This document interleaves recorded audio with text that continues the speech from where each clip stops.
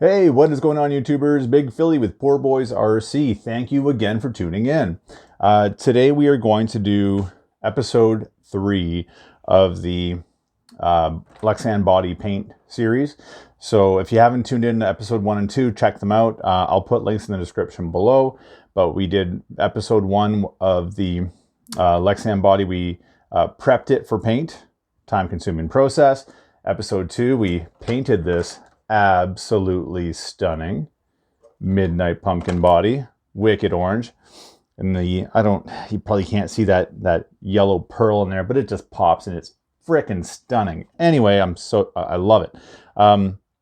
So this is episode 3, and what we're going to do today is we are going to apply the Decals, or decals, as some of you folks like to say. And these decals are these are from the Tamiya lowride pumpkin, and I've got a lowride pumpkin project I'm working on the MO6 chassis. I'm working on that project right now, and I don't intend to use the flames on that body. So my goal this whole time was to align these two builds and use these flames on this body. I wanted to go with orange, and obviously I've gone with orange. As you can see, orange and blue are complementary colors. Look at a color wheel. One's on one side, the other color's on the other side. They work together. It's kind of how it works. So these two colors love to work together, and we're going to slap down these decals on this midnight pumpkin. It's going to look deadly. Put on a helmet. This is going to get real. Anyway, couple little tips and tricks to mention while doing this. We've got Cage the CONAIR right here. And again, not mine. It belongs to my loving, accepting wife. And having one of these guys on hand is really crucial, guys, especially when working on curved edges. And as you can see, this body has a plethora of curved edges. Do you even know what a plethora is, Hefe? Anyway, some of you guys might get it. Three amigos, right? Anyway, so we're going to get these decals down. The hair dryer is super important. A little bit of heat really helps, and having the body clean. Now the outside of this body had that wrap on it. If you remember from the last video, it has like an overspray masking that's on it. We removed it. So the outside of this body is quite clean. It's ready to accept these decals. So first things first, we need to cut the decals out. And I don't...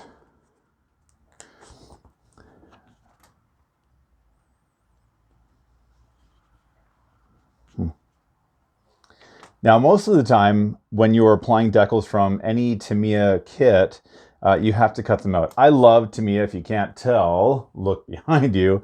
I'm a huge Tamiya fanboy, have been since about 1987. However, one of my big griefs, or one of my big beefs with them, is that I always have to cut out decals. If anyone out there owns a CC01, you know what it's like cutting out those window lining. Oh my goodness, that is a task. But at any rate, what they've done this time, believe it or not, they've given us die-cut decals, and I'm really shocked. So a lot of manufacturers are going this way these days, and there's our die-cut decal. It's already cut from factory, so that's going to save us a huge step today. However, we will talk about some of the tools you may need for cutting out decals should you not have die-cut decals. So let's take a closer look.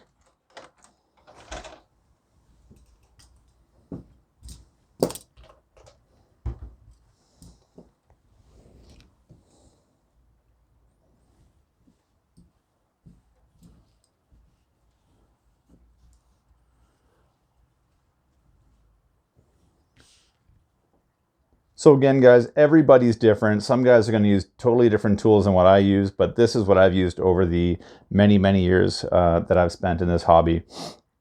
And if I'm going to be cutting out decals, this is kind of my go-to, is a good pair of hobby scissors. And these are from Dynamite, and they come in a pair. And as you can see, one pair is straight and one pair has a slight curve to them. And so obviously the curved blade is good for a curved edge. straight blade, good for a straight edge. And they're nice and short, and they're nice and sharp, and that's typically my go-to for decals. Some people like to use a hobby knife. Now, this isn't really much of a hobby knife. This is more of like just a general purpose knife. But general purpose knives like this, or hobby knives, as long as you've got a really, really fresh blade, you just kind of snap it off. And as long as it's really fresh and sharp, then you're good to go. And for whatever reason, I just don't go this way, but others do.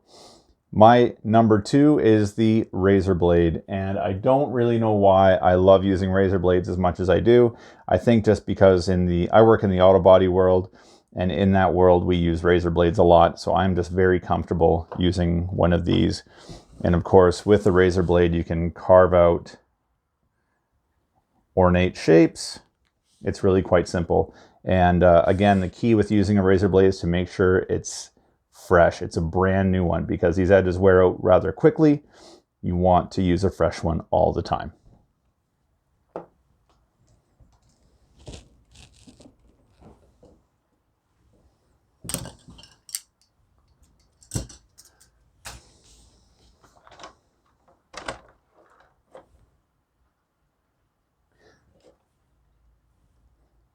So with all that being said, we don't need to use any of those tools today. These decals are all die cut, which is amazing. So we're going to jump right into it and start getting this body off.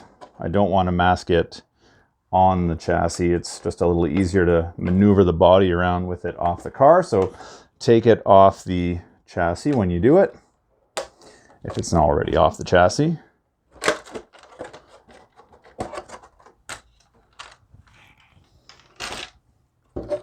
One more look at that orange. Oh, baby. I'm thinking of blacking out the box. What do you think, guys? Throw some comments down below, but I'm thinking of maybe just a satin black on the box just to kind of mute it. This orange is awesome, but it's a lot of orange. Let me know what you think. Throw some comments down below.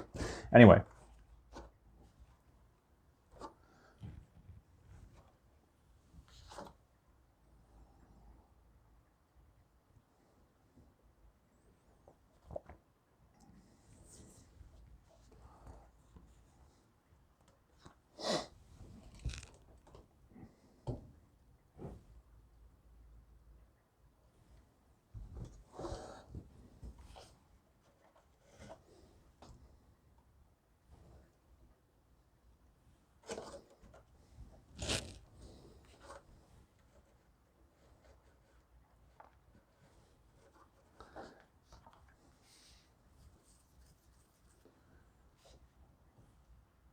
So here we are, guys, with our body and our decals, and I'm going to start at the front here, and these two decals here belong right on the hood, right in this nice upper portion of the hood.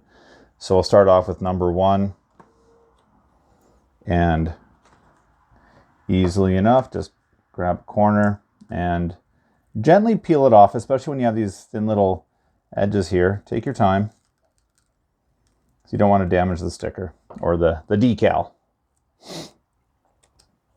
Now, before I apply any heat, I definitely want to position my decal. And this one's it's big, it's got flames. And again, working on round curved edges like this, without heat, your decal can bunch up on itself and cause a bit of a mess. So we definitely don't want that. So that's why we're going to use heat. So I'm going to connect this right to the front of that body line right there. And just start it off just like that. So I can tell already right here we're going to have a bit of an issue with the decal bunching up on itself. This is where you get out your good buddy Cage CONAIR.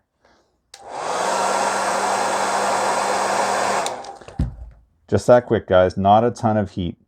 And I'm going to lay this decal down, run it right down the center. And it's cooling off quick. A little more heat.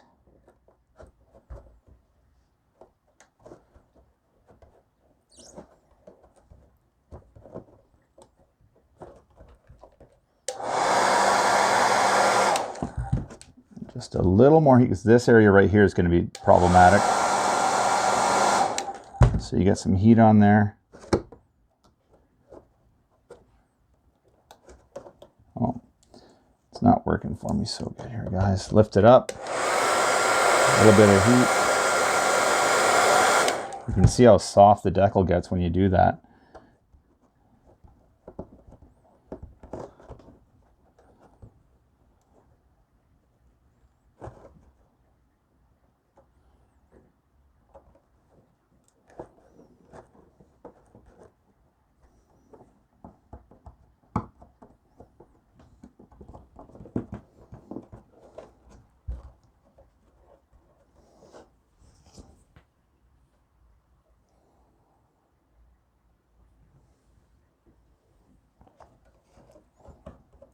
So not terrible. I've got a little bit of a fold right there that you can see, and perhaps a little more heat would have helped me out. So I'm going to try that again with decal number 2.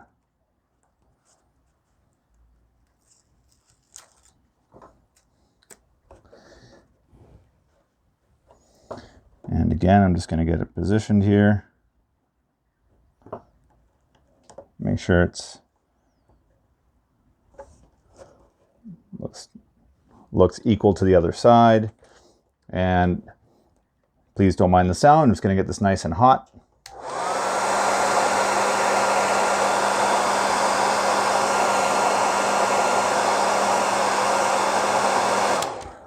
That's melting my flesh. And now it's time to press down through the center, through that edge.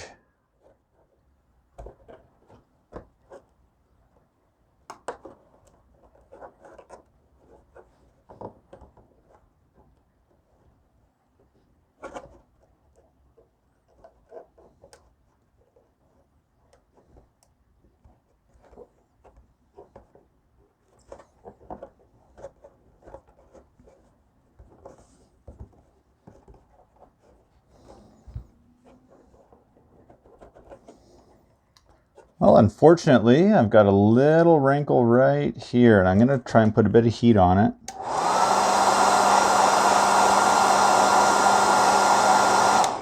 See if I can work it out, but I don't think I'm going to get it.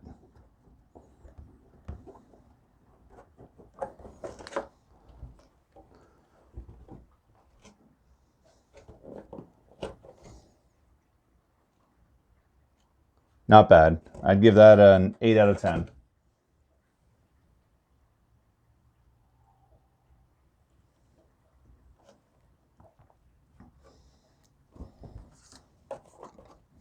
Just a couple more to go. We've got the fenders to do next. We'll start off with the driver's side fender.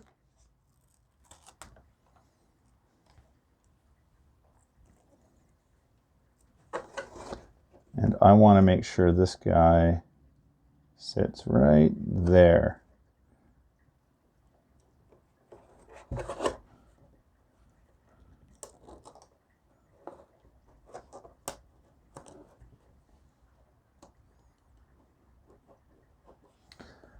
Got my decal started. I've got my position selected.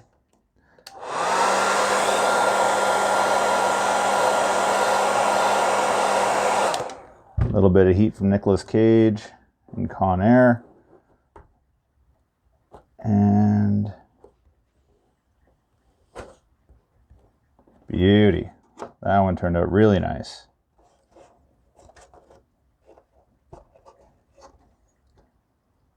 Ten out of 10 on that one. One more.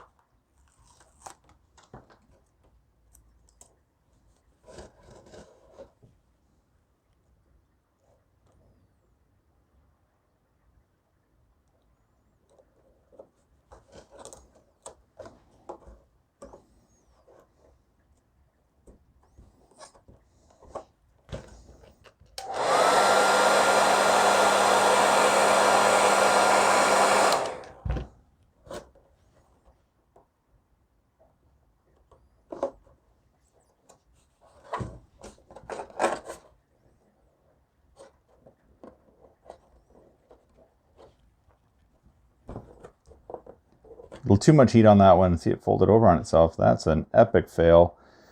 I would give myself a 2 out of 10 for that one. Bad job, Phil. So I got a couple little imperfections here. This one turned out really nice, tiny imperfection there. And this one turned out perfect. Really happy with that one. So far, so good.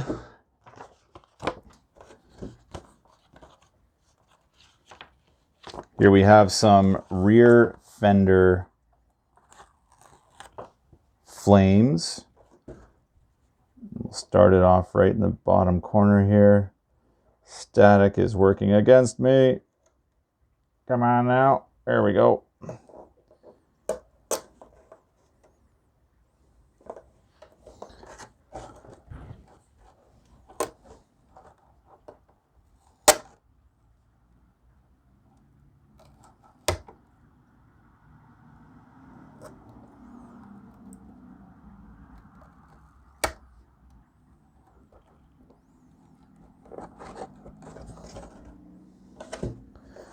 Something like that.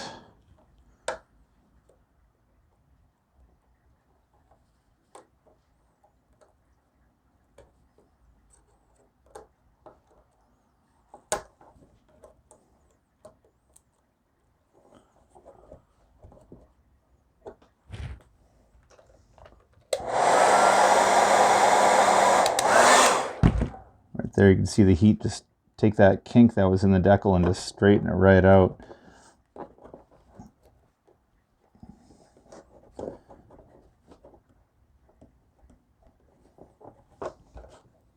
So for a curved edge like that, look at that. That came out pretty darn tootin' good, if I do say so myself.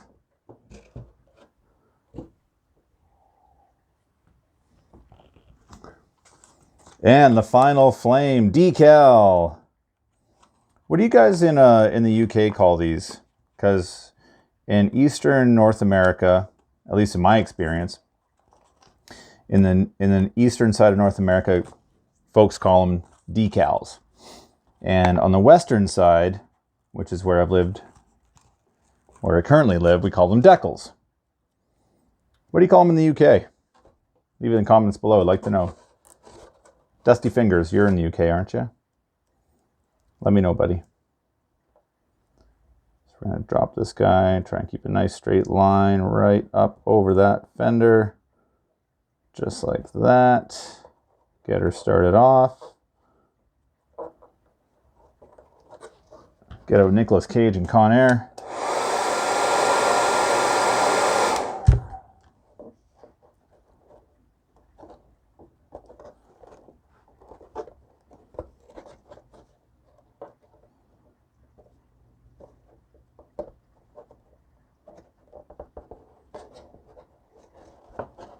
Not too bad, Phil. Not too bad at all. All right.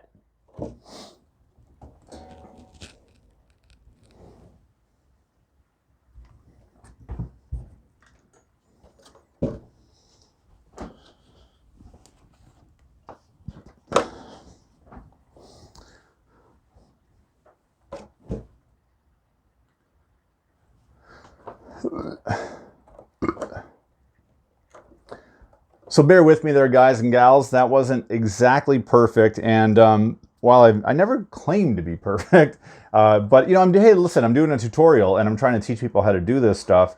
You would think I'd lay it down perfectly. I'll tell you, doing it on camera and with a camera right there, and it makes it's a different different dynamic entirely. I'll tell you that, and makes things a little bit harder. So I apologize for the few errors that I made, but the best practices that I'm showing you guys here today using a heat device like Nicolas Cage and CONAIR, and how to apply them and how to press them down, those rules are going to help you out. And hopefully you're not trying to do this on camera like I am, because it makes it a little bit tougher. So look at that. Anyway, guys, that is looking freaking awesome. I am stoked. Now, for Cindy, do I go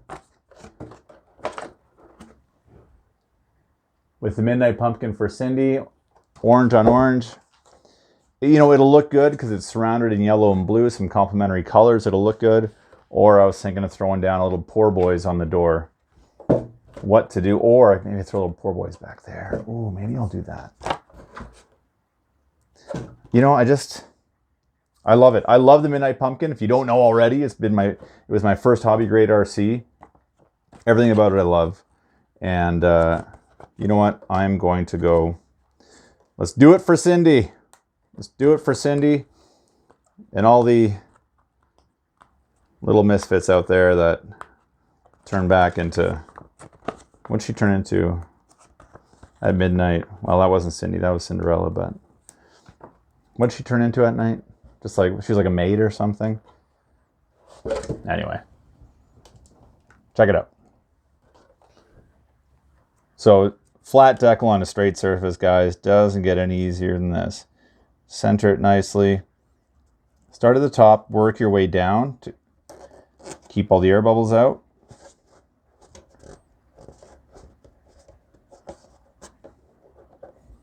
And again, doing it on camera, I didn't center it perfectly. Those of you who noticed, you get a thumbs up.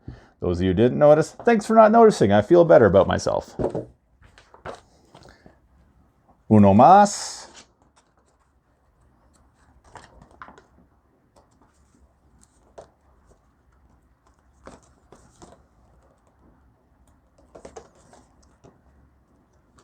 Come on, Cindy, work with me.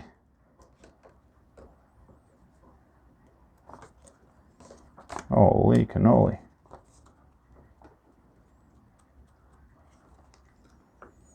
So in the Decal decal dilemma, you know, even growing up on the East Coast, hearing decal, I just didn't like it. Anyway, so let's try and get this one centered a bit better, Phil. How about that? Not bad.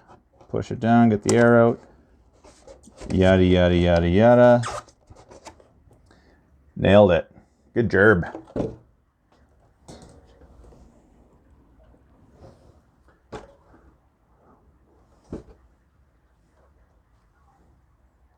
What do you think of that, guys? You know what? I'm in love. A couple little Poor Boys RC decals for the box sides. I know I'm doing it off camera. I don't care. You get the gist of it by now. You're sick of seeing my logo on every one of my thumbnails anyway. Got to represent the Poor Boys RC. Victoria, BC, Canada.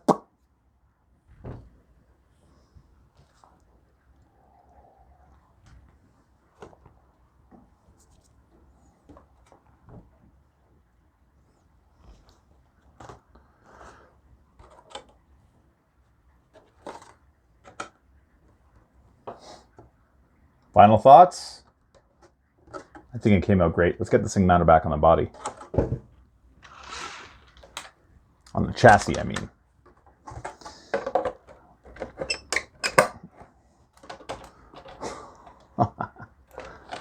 Would you look at that?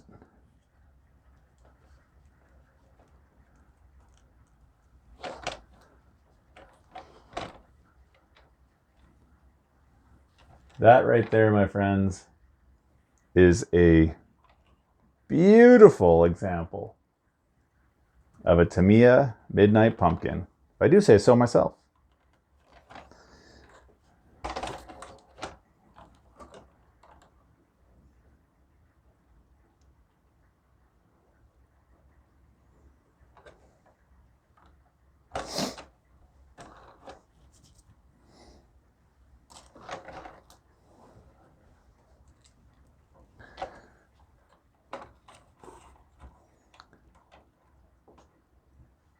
What can I say? Like, I'm in love with this thing. Look at it. It is absolutely stunning. Should I add a driver? I've never had a driver in one of my pumpkins, but it would actually look kind of cool. But It's 1/12 scale, so I'd need a smaller driver, almost like a G.I. Joe figurine or something. What do you think? Throw it down in the comments below if you guys think I should put a driver in there. But have